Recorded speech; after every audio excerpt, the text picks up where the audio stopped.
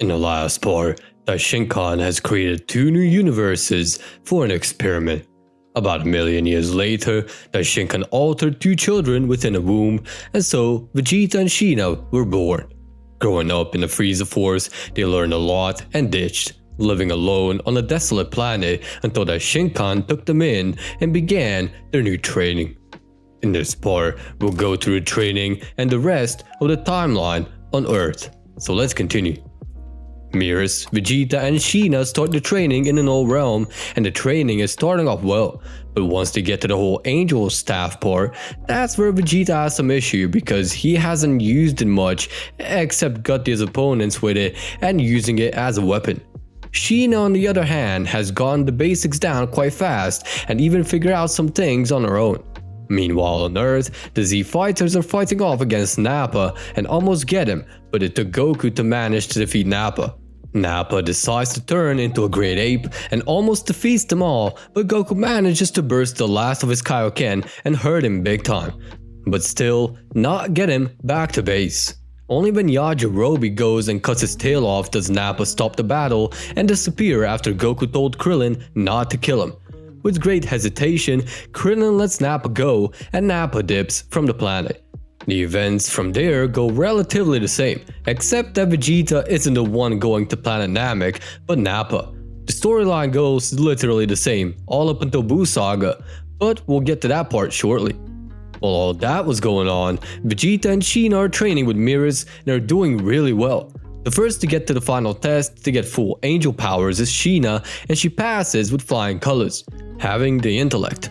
Vegeta on the other hand didn't do so well in the brain part of learning, but was doing exceptionally well in fighting, and Mirrors understood that. So Mirrors told his father that Vegeta is way too much into fighting, to which Daishinkan said not to worry, as he has a plan for him. That being to let Vegeta fight anyone that harmed the universe, basically allowing Vegeta to fight for a great cause as an angel. Daishinkan tells his son to finish the training and to send him back for the final evaluation. Mirrors did his best and Vegeta got the hang of it all, and so he was brought back to Daishinkan. Daishinkan tested all of the staff abilities ranging from item storage to time reversibility, and then the test he never did to an angel yet, the fighting test. He knew he had permanent Ultra Instinct, but his fighting abilities top tier being of that race, so he tested his skill. Vegeta and Daishinkan broke out a small spar and Vegeta had no issue dodging Daishinkan at half of his power.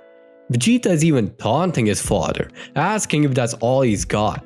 Impressed, Daishinkan bumps his power up to 60%, then 70, 80 before eventually going full power almost, and Vegeta managed to have trouble, but his fighting skill and precise planning allowed him to be almost as strong as Daishinkan himself. However, Daishinkan managed to top him and stop the battle with one strong jab, bringing Vegeta down to the ground. Vegeta was in pain, but he stayed down, bowing and thanked Daishinkan for the opportunity. Grand Priest was pleased with the results he's gotten, and so he starts by gathering the other deities of the two universes he created with Zeno all those years ago. And so, the Supreme Kais, Destroyers, and all smaller deities have been chosen and trained. So now, Vegeta and Shina now have their Destroyers to serve. One interesting fact though is the fact that Vegeta's Destroyer Survey is a Saiyan and Shina's is a Tuffle. The process for all of that took just as long as the events on Earth.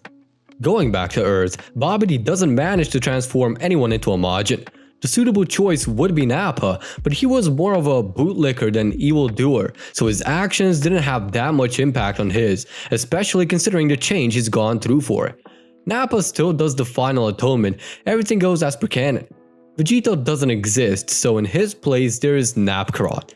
Backtracking to this bitch, yeah, that name sounds like something SJ9K would cook up. Setting that aside, Napkarot has a bitchier ego than Vegeta. However, they accomplish the same exact thing and they bring their families out. From here, everything goes normally. Beerus comes around, Nappa is triggered because he knows Beerus and Goku fight, etc, etc. It's mostly a big nothing, but only up until the Zeno Expo. Vegeta was called in to witness Universe 7 and Universe 9 fight it out. He was amazed that there are still fighters worthy to be called fighters in Universe 7. With intrigue, he goes to witness the expo, just to see. Over there, he sees two Saiyans. He also recognizes Majin Buu, which he was warned about by Frieza. This version is the good Buu. Vegeta and Sheena are allowed to go on their side since their universe is not going to participate due to their universes still being in a dark era and not too many mortals are alive in their universes yet.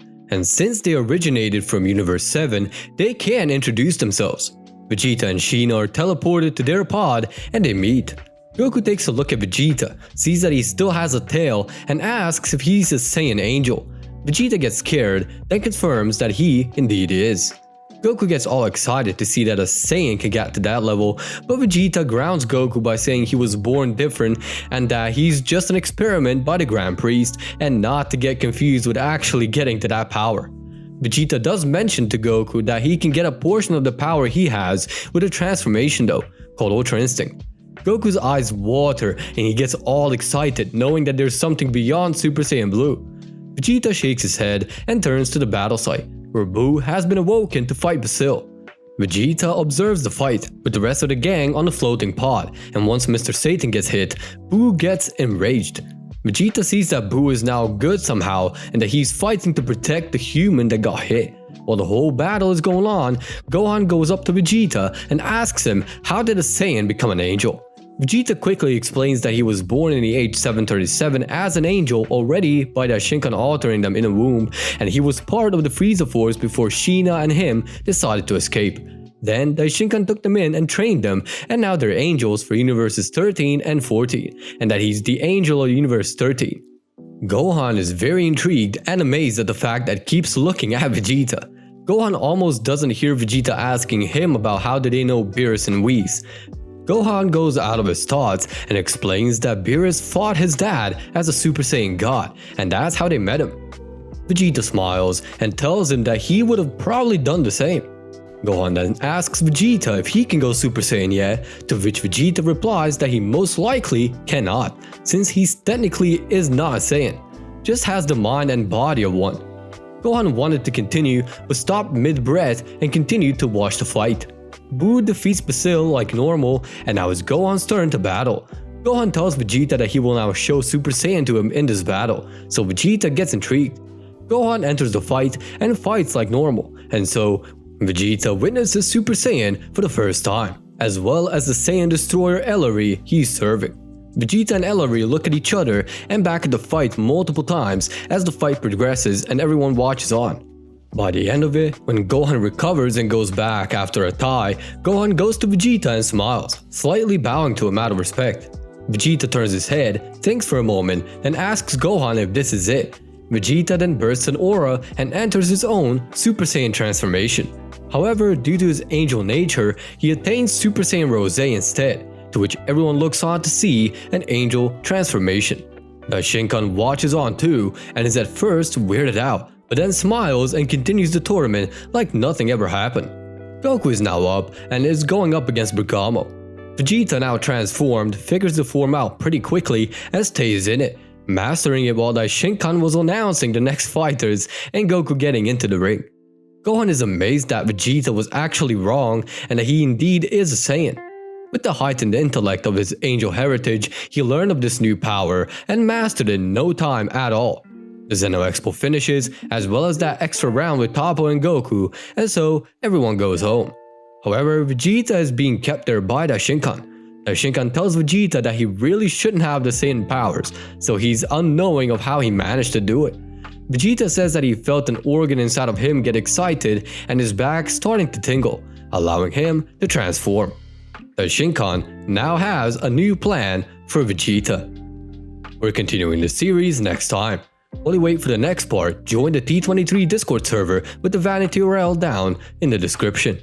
Thank you for watching, and with that, peace out.